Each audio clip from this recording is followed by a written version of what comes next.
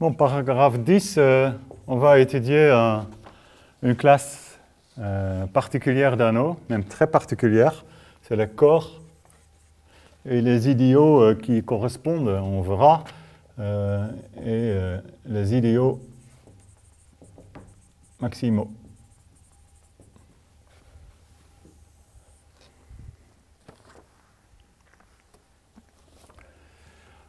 On a vu que si A est un anneau non nul,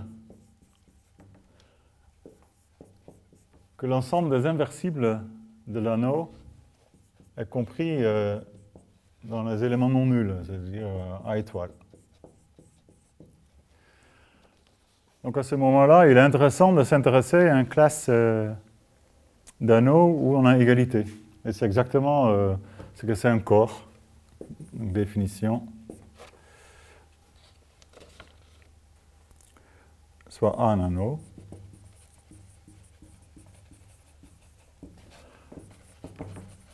A est un corps. Si A est non nul,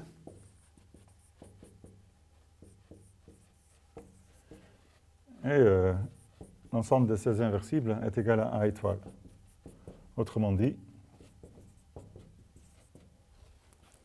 tout élément non nul de A est inversible.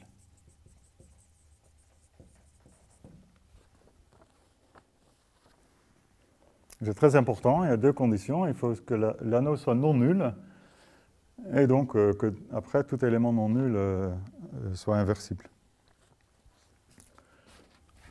Donc on en connaît des exemples. Évidemment, Q, R et C sont des corps. L'anneau quotient Z modo NZ est un corps. Si seulement si n est un nombre premier.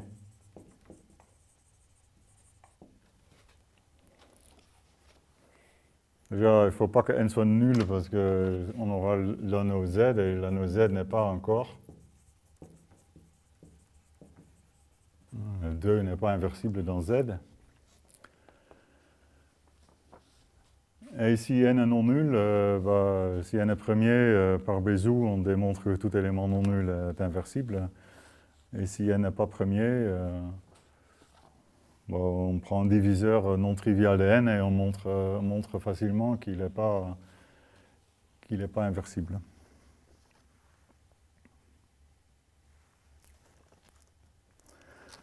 Alors, il y a une caractérisation importante, utile surtout d'un corps, proposition. Donc, soit A un anneau. Alors A est un corps. Si seulement si A possède exactement deux idéaux.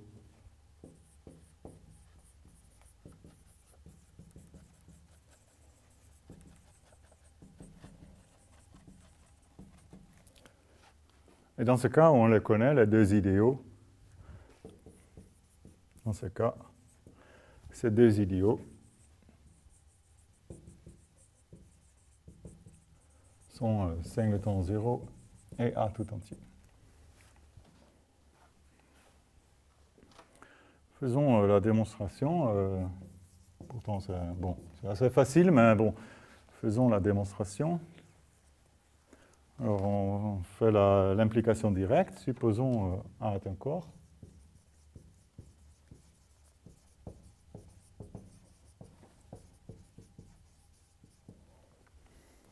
Donc, en particulier, A est non nul.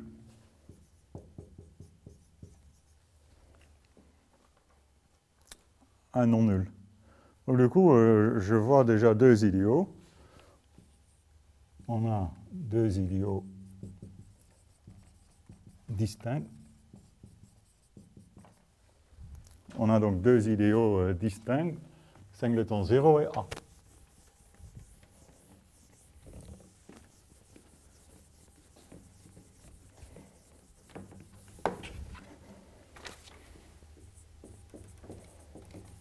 Ils sont distincts parce qu'A est non nul. Donc pour montrer que A possède exactement deux idéaux, il faut démontrer qu'il n'y en a pas d'autres. soit I dans A un idéal,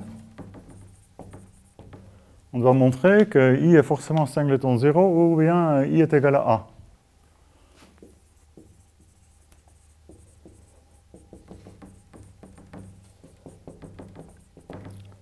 Pour ce faire, on peut supposer qu'I est non nul. Parce que si I est égal à 0, on a terminé. Supposons que I n'est pas égal à 0. Du coup, il existe un élément petit a dans I privé de 0.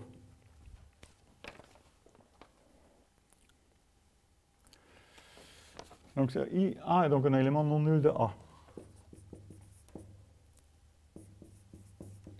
Et est donc inversible. Donc soit B dans A tel que B fois A égale 1. Donc comme A est dans I, B fois A est dans I aussi. I est un idéal. On a donc 1 dans I. Mais avec 1, tous les éléments de A sont dans I. Parce que quel que soit C, donc soit C un élément dans A, on a donc C égale C fois 1 est dans I. Et tous les éléments de A sont dans I. Autrement dit, A est dans I, et comme I est dans A est égal à I. Donc on a bien démontré que un idéal I qui n'est pas singleton 0, il est égal à A. Donc ça montre l'implication directe. Réciproquement,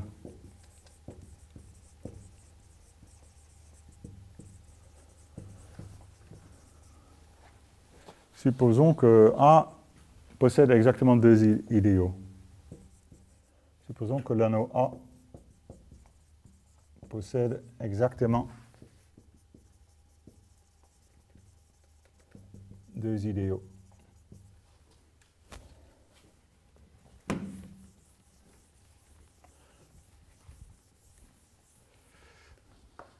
Si A possède exactement deux idéaux, A n'est pas nul. Ce n'est pas l'anneau nul. Parce que l'anneau nul, il ne contient qu'un seul idéal, singleton 0. Un anneau qui contient exactement deux idéaux contient donc plus qu'un seul idéal et ne peut pas être nul. Donc l'anneau n'est pas nul.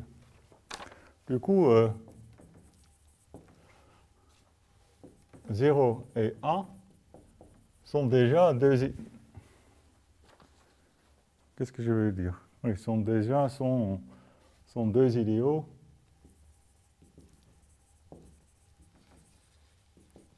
distincts de A. Et comme A contient exactement deux idéaux, ça veut dire que tout idéal de A est égal à l'un de ces deux-là. Maintenant, je vais démontrer que tout élément non nul est inversible de A.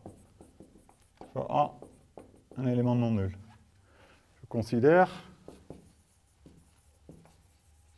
l'idéal engendré par A. Comme A est non nul, il n'est pas égal à singleton 0. Et donc, comme A ne contient que deux idéaux, à savoir, je viens de le dire, il contient singleton 0 et A comme ces deux idéaux, considérons A, l'idéal engendré par A, il est non nul. Du coup, l'idéal engendré par A est égal à A. En particulier, il contient 1.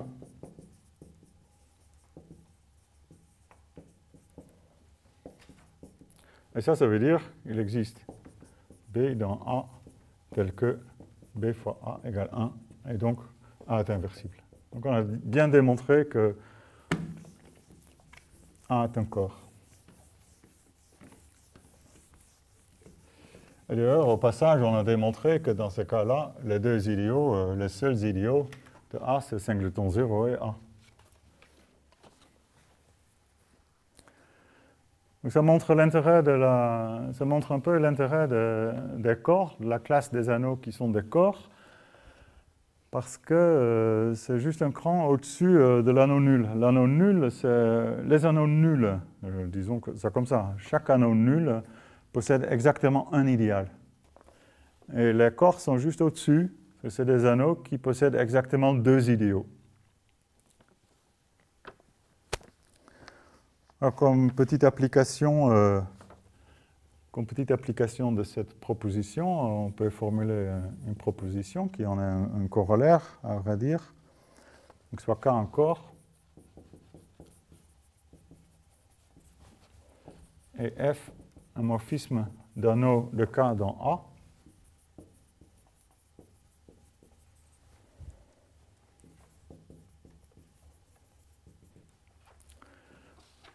Alors,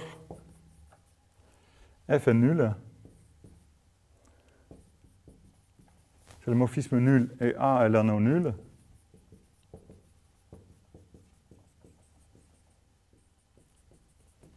Ou bien F est injectif. Oui, parce que si on a un morphisme d'anneau de K dans A, la seule chose à observer, c'est que le noyau de F est un idéal dans K. Donc, de 2 choses une, ou bien il est singleton 0. S'il est égal à singleton 0, F est injectif.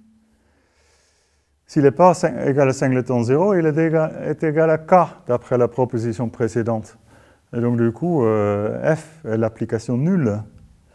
Mais si F est l'application nulle et c'est un morphisme, ça veut dire que 1 est égal à 0 dans A. Et donc, A est l'anneau nul. Donc, voilà, c'est vraiment une conséquence directe de la proposition précédente.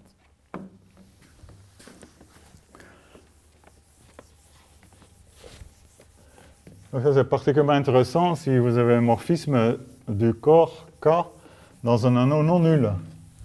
Un tel morphisme est donc forcément injectif. Ça va avoir une importance quand on regarde les extensions de corps.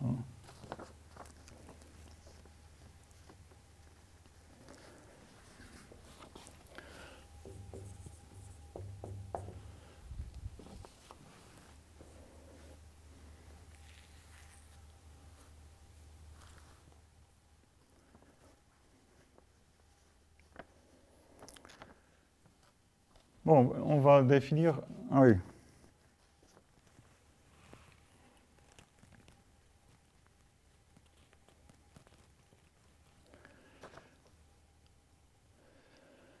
Les idiots maximaux, je vais le définir, vraiment leur nom le suggère, ils doivent être maximaux, ça doit être des éléments maximaux pour un certain ordre. En fait, on va le définir comme ça, on verra le lien avec les corps après. Donc, soit A un anneau,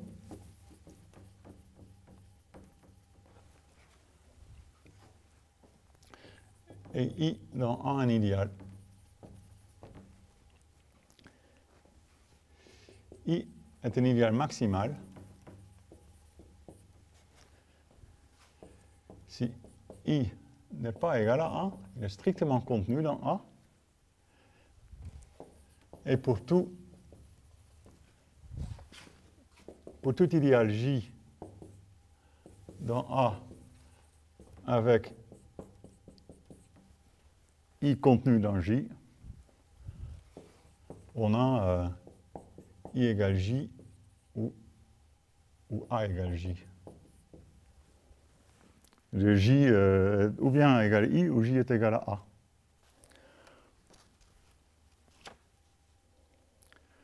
Donc on dit maximal, mais ce n'est pas vraiment maximal. L'idéal maximal, le plus grand idéal pour l'inclusion, bien sûr, c'est A lui-même.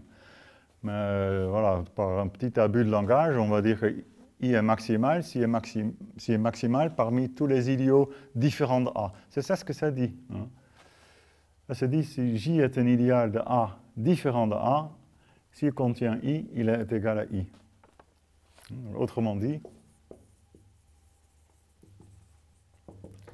I est maximal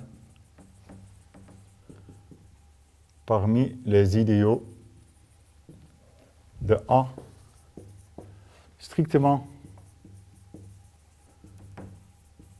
contenus dans A.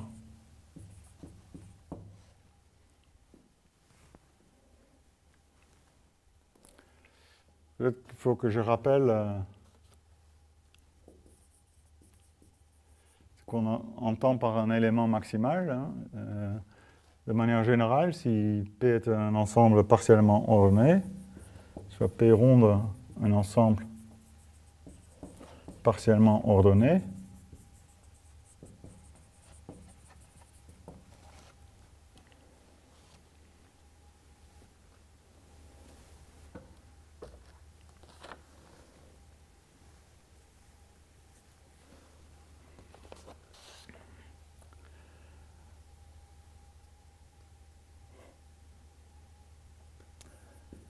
un élément maximal de P est un élément X de P tel que pour tout Y dans P, si X est inférieur ou égal à Y, alors X est égal à Y. C'est-à-dire qu'il n'y a pas d'élément strictement plus grand. Ça, c'est un élément maximal. Donc ici, on le comprend. Hein, un idéal maximal, I, donc I, un idéal dans A, est maximal, par définition, s'il est un élément maximal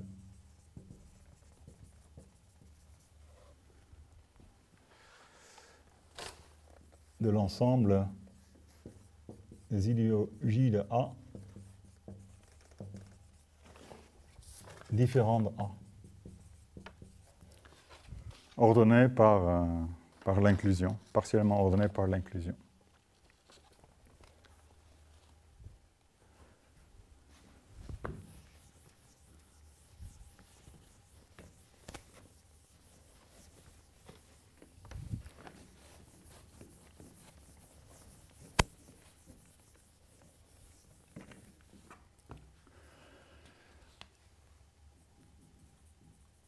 Notation, on note pour un anneau A quelconque, max de A, c'est l'ensemble des idéaux maximaux de A. Donc M dans A, c'est que M idéal maximal.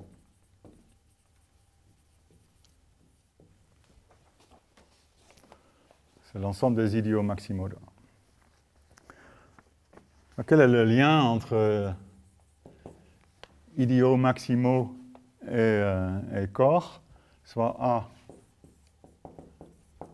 un anneau,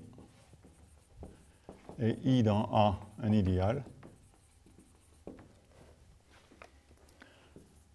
Alors, le quotient A mod I est un corps si et seulement si I est un idéal maximal. I est un idéal maximal.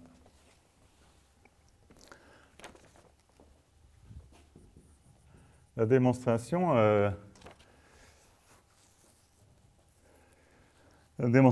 est immédiate parce qu'on a vu qu'il y a un lien entre les idéaux d'un quotient et les idéaux de A contenant I.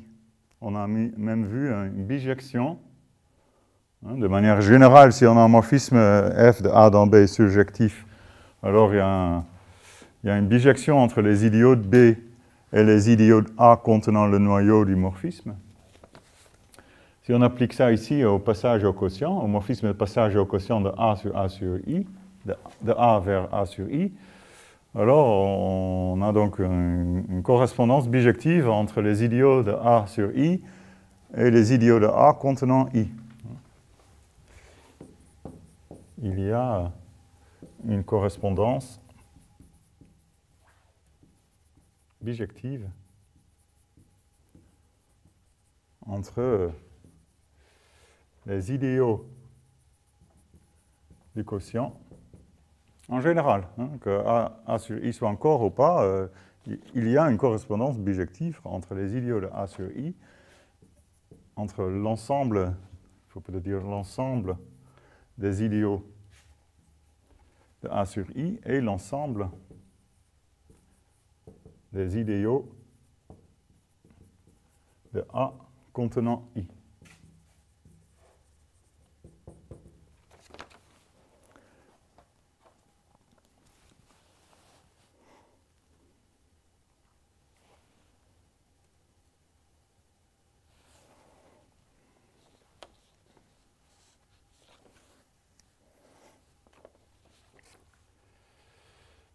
Donc ce quotient A sur I possède exactement deux idiots.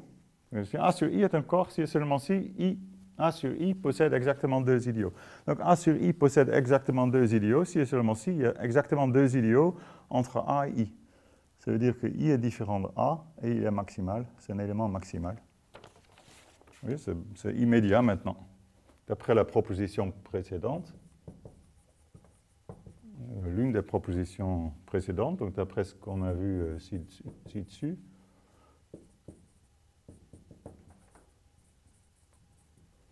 A sur I est un corps. Si et seulement si A sur I possède exactement deux idéaux.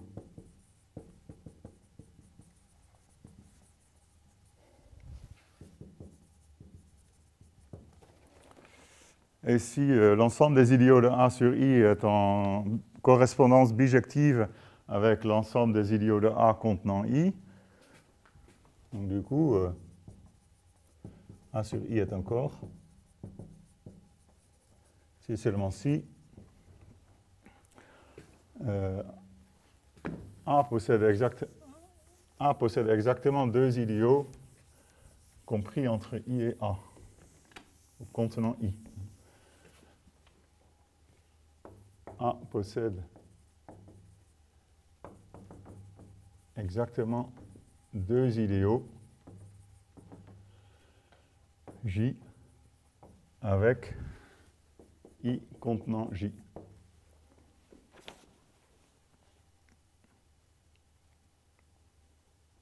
I contenu dans J.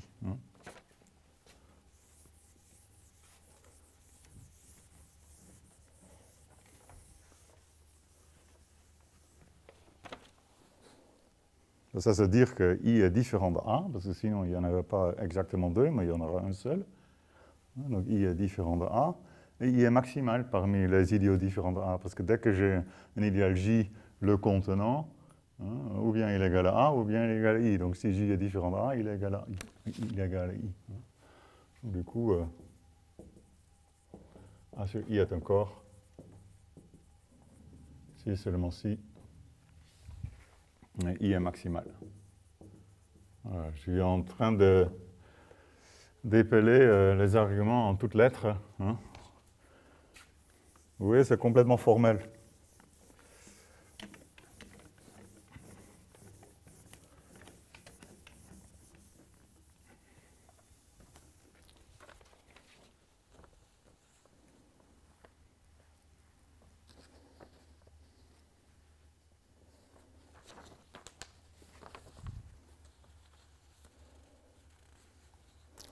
Du coup, on a une caractérisation plus terre à terre d'un idéal maximal qu'on voit parfois comme définition. Corollaire, soit I un idéal dans un anneau A, alors I est maximal.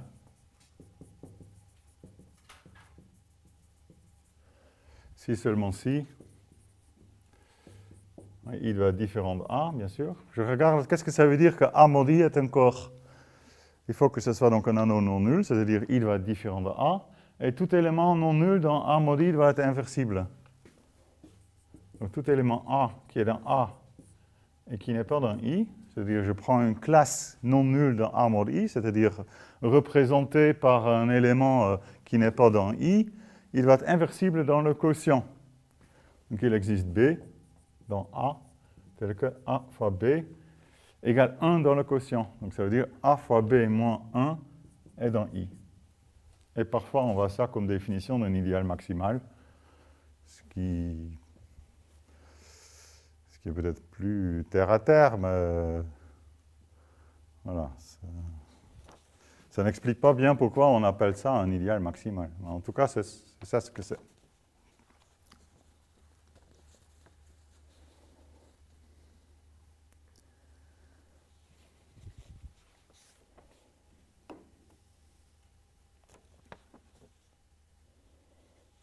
Bon, peut-être il faut donner des exemples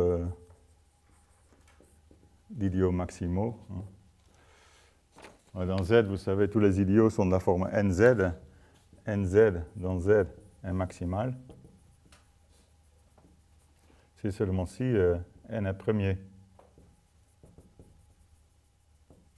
On l'a déjà dit, z mollo nz est un corps, c'est seulement si n est premier.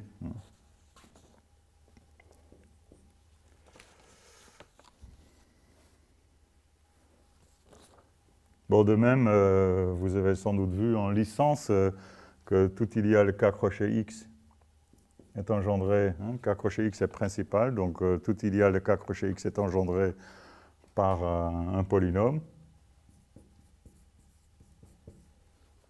K est un corps, bien sûr.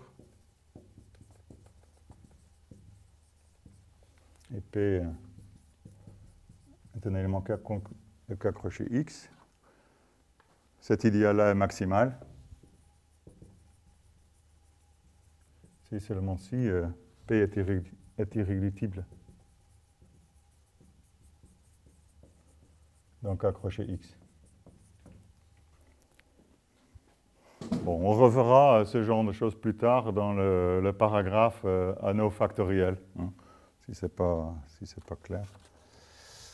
Là, ça donne plein d'exemples d'idiots maximaux.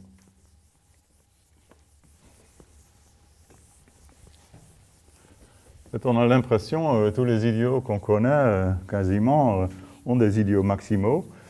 En fait, c'est ce qu'on peut démontrer à l'aide du lemme de Zorn. C'est ce qu'on va faire maintenant. On va montrer que, il faut que l'anneau soit non nul, bien sûr, que tout anneau non nul possède un idéal maximal. C'est une proposition importante portant sur les idiots maximaux. Que dès que votre anneau est non nul, tout anneau non nul, je peux le dire comme ça, tout anneau non nul possède un idéal maximal.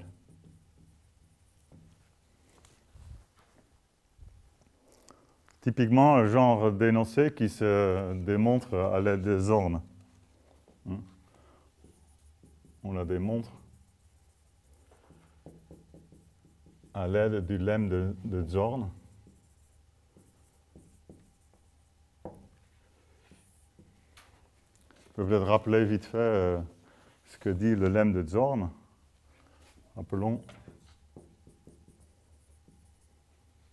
Rappelons ce lemme.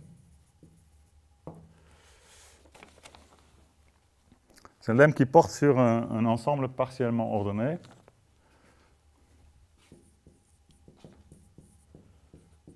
P ronde, un ensemble partiellement ordonné.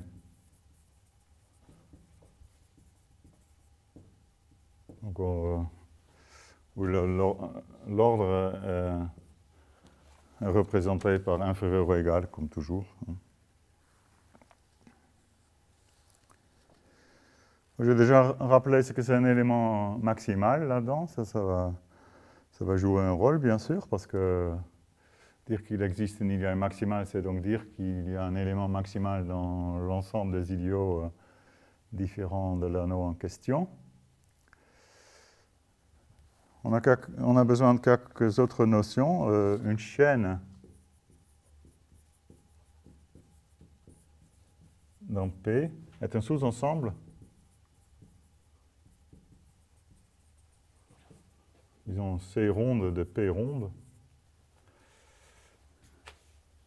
qui est totalement ordonné par la relation d'ordre partiel.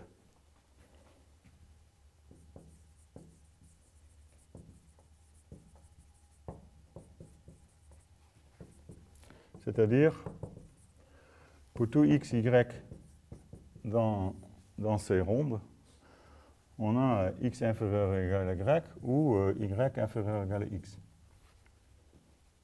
C'est-à-dire, l'ordre indivis sur C est total.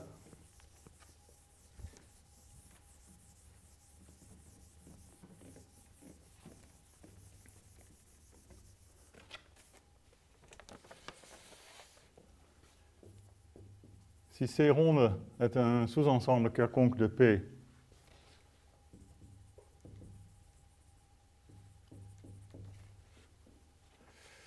un majorant de ces rondes est un élément M de P ronde tel que tout élément de C lui est inférieur ou égal.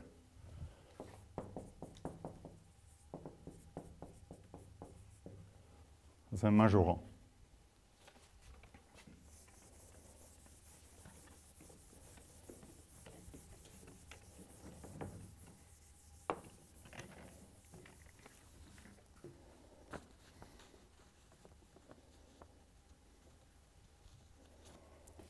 Alors, voici le lemme de Zorn. Donc, soit P un ensemble partiellement ordonné.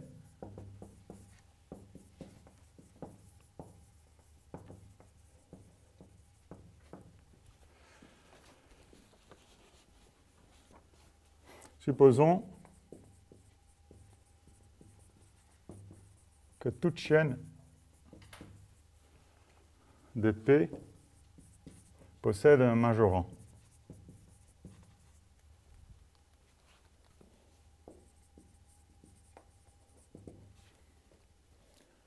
Alors, P possède un élément maximal.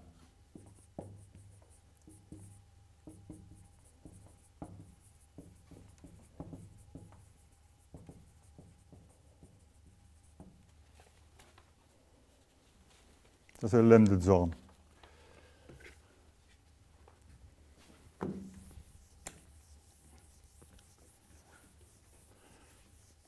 C'est vraiment un lemme de la théorie des ensembles et il nécessite la théorie des ordinaux. Donc, on n'a pas le temps de rentrer dans la démonstration, mais je peux vous dire un peu comment on le fait, la démonstration. Donc, l'idée de la démonstration, c'est pas compliqué. Si P est fini, comment vous feriez? Oui, vous dites tout ensemble fini possède un élément maximal, même un élément maximal, oui. Tout est ensemble fini, partiellement ordonné, possède un élément maximal. Comment vous faites? Vous choisissez un élément, et P n'est pas vide, parce que la chaîne vide possède aussi un majorant. Hein. Donc déjà, il y a un élément dans P. S'il est maximal, vous avez terminé. S'il n'est pas maximal, vous choisissez un suivant, etc. Hein, on fait comme ça. Ça se termine si P est fini. Si P n'est pas fini, ça ne se termine pas. Donc on a besoin de nombres transfinis, les ordinaux. Hein. L'idée de la preuve, c'est ça. Que P est non vide, car la chaîne vide possède un majorant, ce qui vous donne un élément dans P, majorant de la chaîne vide, ce n'est pas beaucoup dire, mais en tout cas ça vous donne un élément dans P, peut-être l'appeler x0. S'il est maximal, si c'est un élément maximal, on a terminé. S'il est maximal, on a terminé.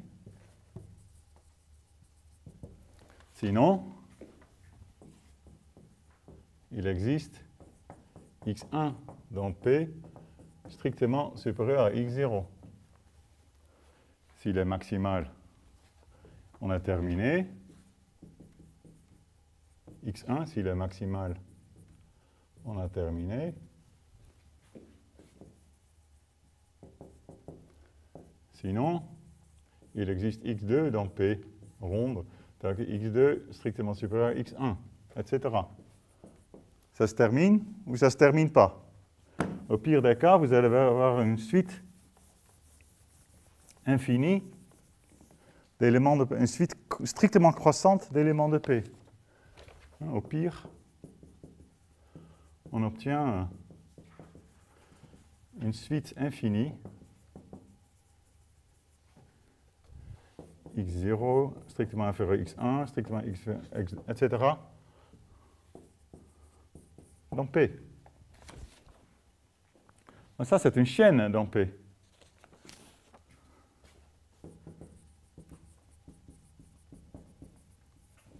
Si je regarde l'ensemble de ces éléments, c'est une chaîne dans P et possède un majorant.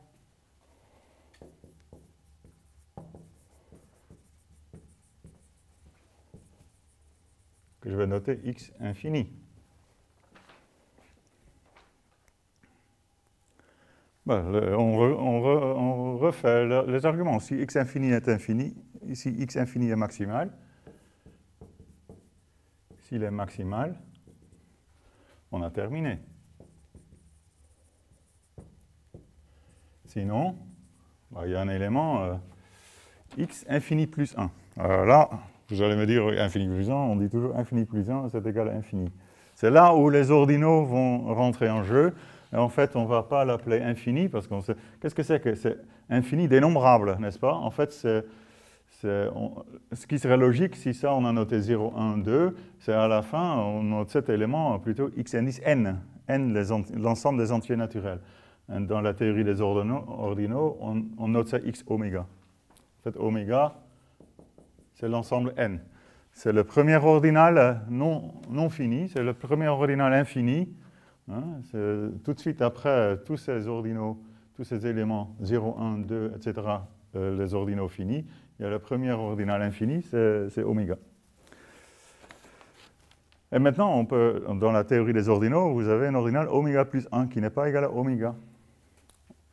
Donc sinon, il existe x indice oméga plus 1 dans P, qui est encore strictement supérieur. Bon, etc. On continue. S'il est maximal, on a terminé. S'il n'est pas maximal, il y a oméga, x indice oméga plus 2, etc. Donc on va, vous voyez, je construis une suite transfinie. Au pire, ça ne se termine pas. Et du coup, vous allez voir ici x2 oméga. C'est oméga plus oméga. C'est un ordinal qui est strictement supérieur à oméga, même strictement supérieur à oméga plus n'importe quel ordinal fini. Et au pire, vous voyez, ça continue comme ça.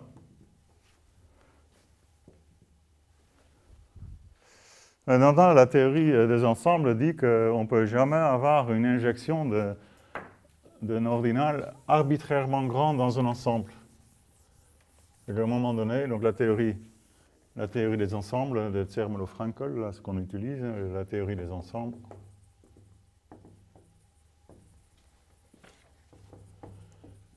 dit que cela doit se terminer.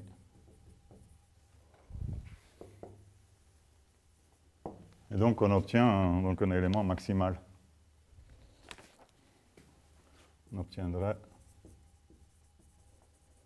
ainsi un élément maximal x indice alpha, où alpha est un ordinal, un certain ordinal, ou un certain ordinal.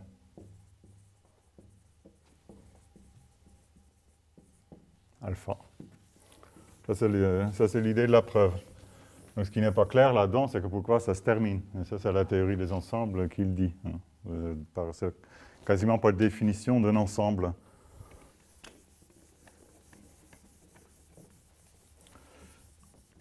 Bon, je vous renvoie à la littérature sur la théorie des ensembles, et notamment sur le système Zermelo-Fraenkel, voir la théorie des ensembles. Alain Zermelo-Fraenkel.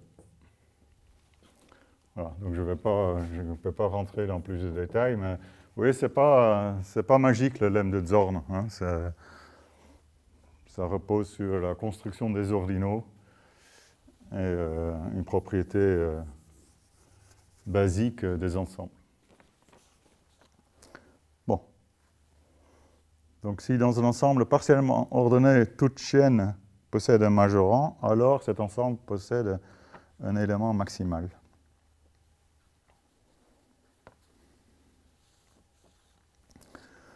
On va appliquer ça donc à un anneau non nul. Et on sera donc amené à démontrer qu'une chaîne d'idéaux possède un majorant. Donc on aura besoin d'une proposition qu'on aurait pu faire dans le paragraphe sur les idiots, c'est que une réunion d'idiots en général n'est pas un idéal, mais une réunion croissante, comme on dit, d'idiots est un idéal. Donc c'est une chaîne d'idiots de A, c'est-à-dire je regarde le sous-ensemble de A partiellement ordonné par l'inclusion. Ou si vous voulez, je regarde l'ensemble des idiots de A partiellement ordonnés par l'inclusion. Et je prends une chaîne d'idiots. Donc on y pense comme une suite croissante d'idiots. Alors, la réunion de la famille C, qu'est-ce que c'est? C'est l'ensemble de petit a dans A, tel qu'il existe un idéal I dans C, avec X, avec A dans I.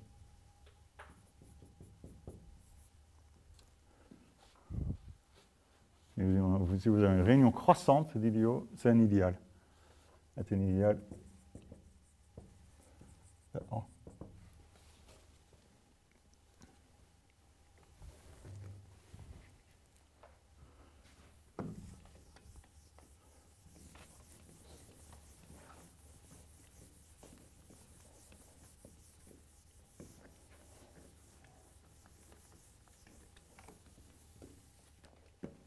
Bon, faisons-le.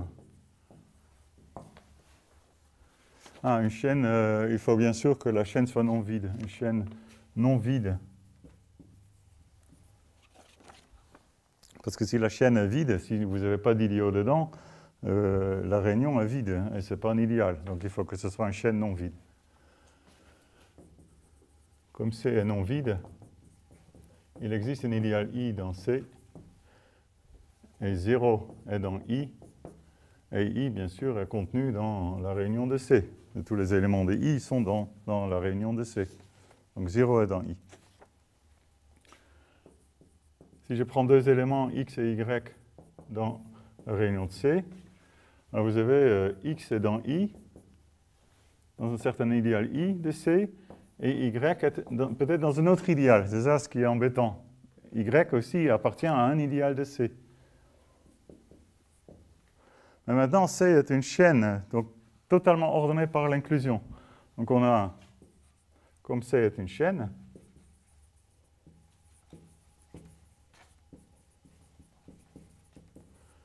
on a I dans J ou bien J dans I, contenu dans I.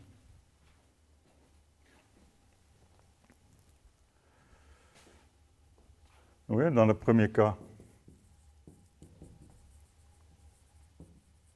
X est dans I, donc aussi dans J. X est dans J.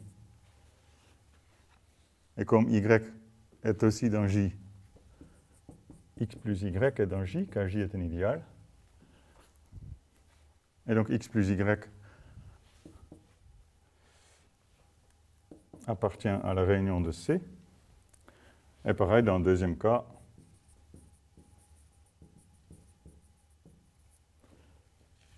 Y est dans J, mais J est contenu dans I, donc Y est aussi dans I. Et comme X est aussi dans I, et X plus Y est dans I. Et donc, dans les deux cas, la somme appartient à la réunion de C. Donc, c'est fermé pour la somme. C'est pour ça qu'il fallait que la collection d'idéaux soit totalement, ou en tout cas, là, il faut une condition sur la collection des idéaux. Parce que l'autre est plus facile. Si X est dans la réunion de C et A est un élément de A, on a X est dans I, où I est un élément de la collection des idéaux. Et comme I est un idéal, vous avez A fois X est aussi dans I. C'est dans le même idéal. Et donc A fois X est dans la réunion de C. Et donc, effectivement, c'est effectivement un idéal, la réunion d'une chaîne non vide d'idéaux est un idéal.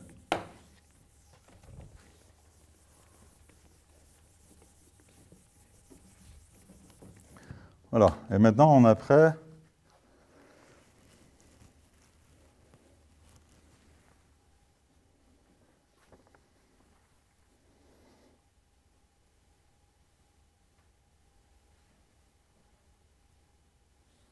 Maintenant, on est prêt à démontrer la proposition que je rappelle. Tout anneau non nul possède un idéal maximal.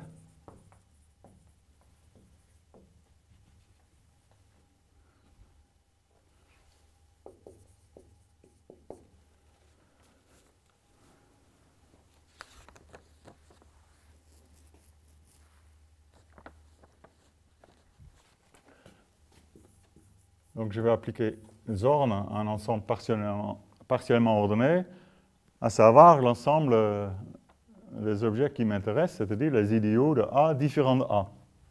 Parce que je veux en avoir un élément maximal là-dedans. Donc soit P, ensemble de I idéal de A, différent de A.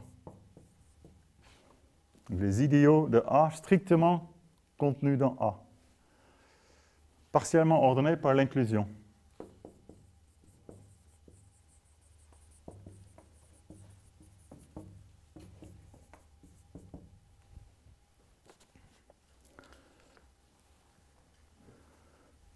Donc je vais démontrer que toute chaîne là-dedans possède un majorant.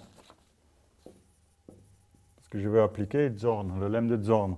On montre que toute chaîne dans P possède un majorant.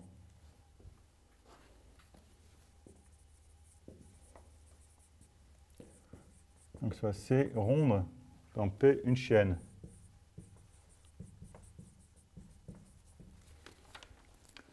Ben, deux choses. Une, ou bien C est vide, ou non. Si C est vide, sous un ensemble vide, c'est bien sûr une chaîne. Si ça c'est vide, qu'est-ce que je prends comme majorant? Ben, je prends, je n'ai pas bien dit, évidemment A ici c'est l'anneau en question. Soit A, un anneau non nul. Et je définis P ronde l'ensemble des idéaux strictement contenus dans A. Si c'est vide, qu'est-ce que je prends comme majorant? Je prends l'idéal nul, qui est différent de A. Est un majorant. Effectivement, tout élément de C est contenu dans l'ensemble singleton 0, parce qu'il n'y a pas d'élément dans C, donc c'est automatiquement vérifié. N'importe quel élément de P est un majorant de la chaîne vide.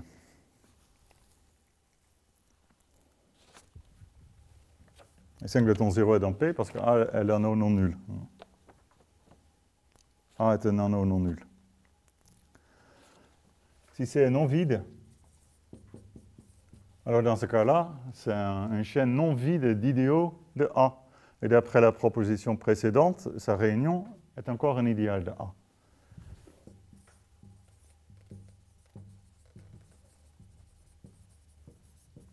La réunion des éléments de C.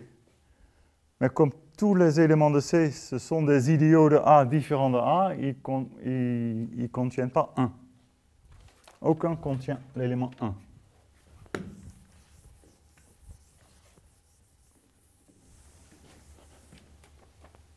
N'est pas dans la réunion de C.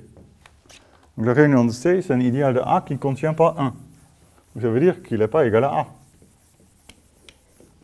Donc c'est un idéal de A qui n'est pas égal à A. Et donc il est bien dans P rond. Et donc c'est un majorant. C'est un majorant.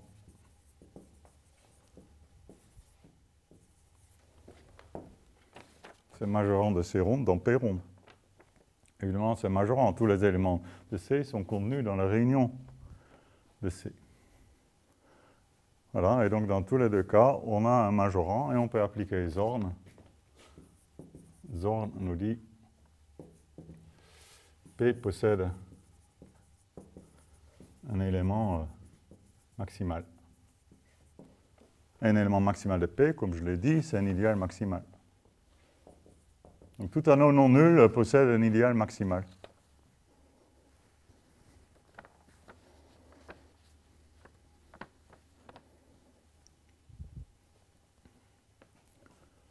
Voilà, donc ça c'est une propriété clé des anneaux non nuls. On peut pousser ça un peu plus loin.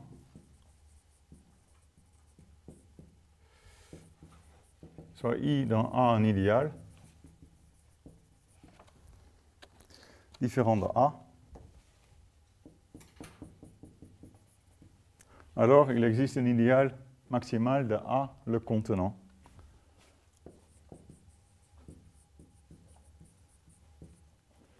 Il existe un idéal maximal M dans A, tel que I est contenu dans M. Pourquoi? J'applique la proposition précédente à A sur I. Comme I est différent de A sur I est un anneau non nul et contient un idéal maximal. Son image réciproque dans A est un idéal maximal par la correspondance habituelle entre les idéaux de A sur I et les idéaux de A contenant I. Donc je vous laisse vérifier, mais c'est complètement formel.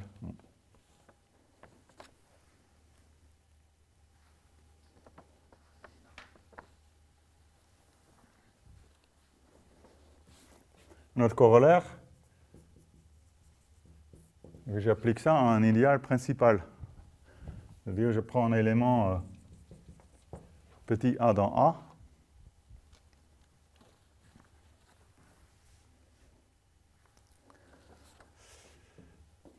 Si l'idéal engendré par A n'est pas égal à A tout entier, alors il existe un idéal maximal contenant cet idéal. C'est-à-dire, il existe un idéal maximal contenant A. Autrement dit, si A n'est pas inversible, si petit a n'est pas inversible,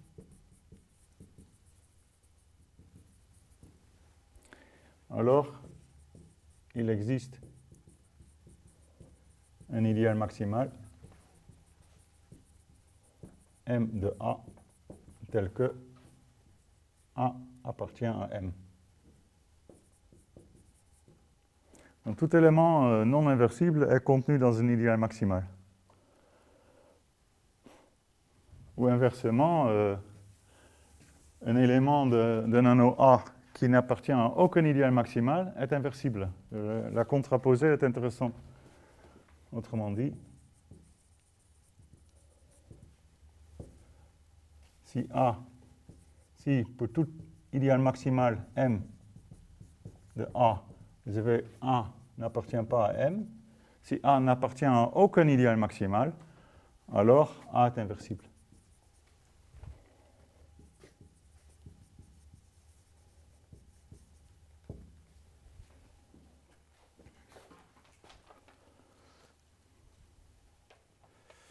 C'est simplement une conséquence du corollaire précédent en appliquant le corollaire précédent à l'idéal engendré par A. Si A n'est pas inversible, l'idéal engendré par A n'est pas l'anneau A tout entier, et je lui applique le corollaire précédent.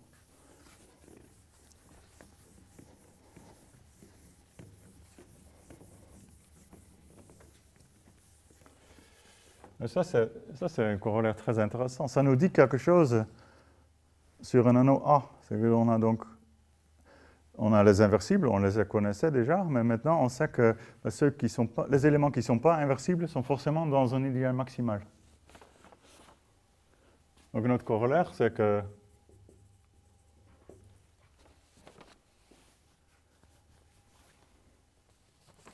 soit A un anneau quelconque,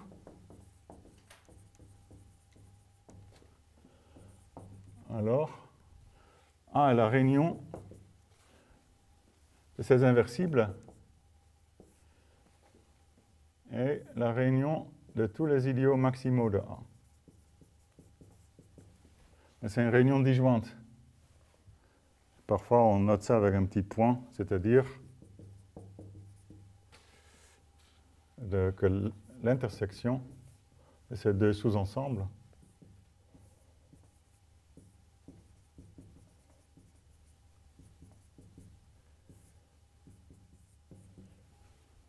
c'est la réunion de l'ensemble des inversibles et le sous-ensemble de A qui est la réunion de tous les idiots maximaux. Mais ces deux ensembles des sous-ensembles de A sont disjoints. C'est-à-dire, voilà, un inversible, il n'est jamais contenu dans une idéale maximale. C'est ce que je viens de dire.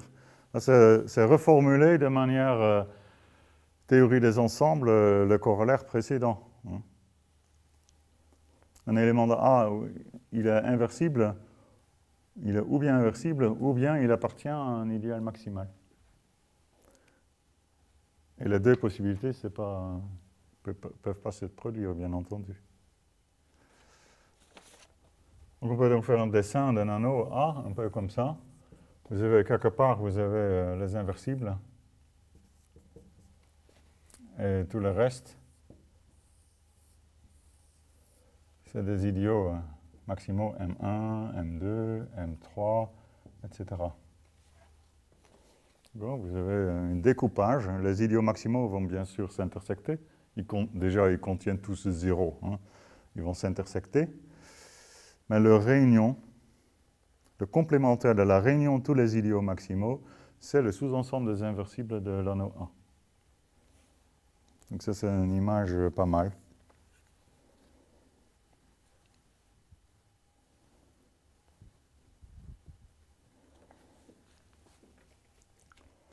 Donc a priori, un anneau contient plein d'idiots maximaux.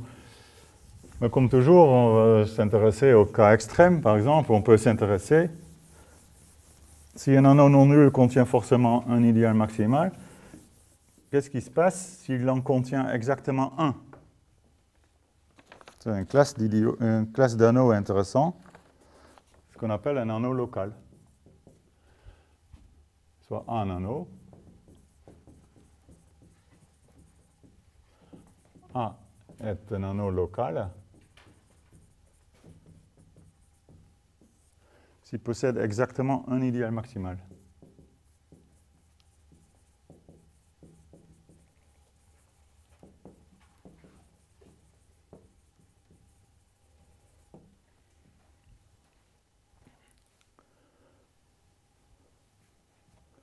Donc là, l'image, c'est ça. C'est que vous avez l'anneau A, vous avez donc une ligne de séparation. Ici, vous avez A croix, et là, vous avez un seul idéal maximal, M. Ensemblistement, ça serait ça. Si A est local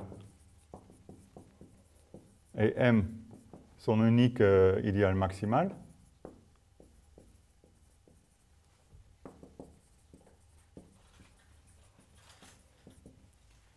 le quotient 1 sur M, c'est donc un corps, parce que l'idéal est maximal. On note kappa de A, et ça s'appelle le corps résiduel de A.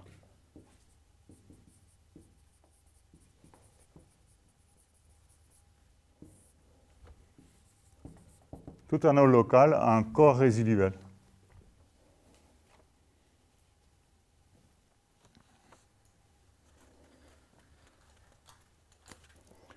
Bon, pour l'instant, je n'ai pas beaucoup d'exemples intéressants, mais un exemple trivial, c'est que soit K un corps, alors K est local. K est un anneau local.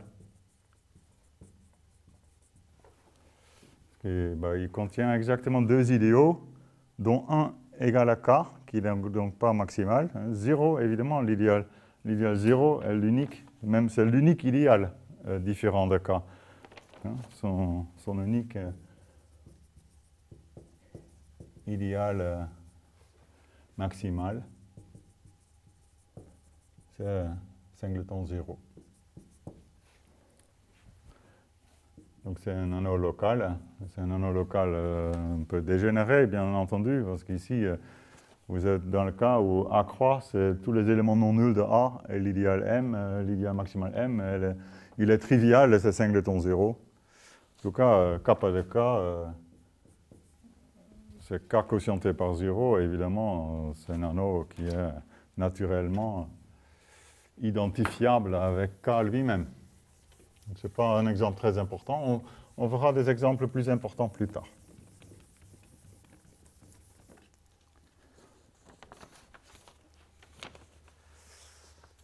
Oui, d'ailleurs, c'est la fin de ce paragraphe. C'est le paragraphe suivant où on verra des exemples plus intéressants. Voilà, merci.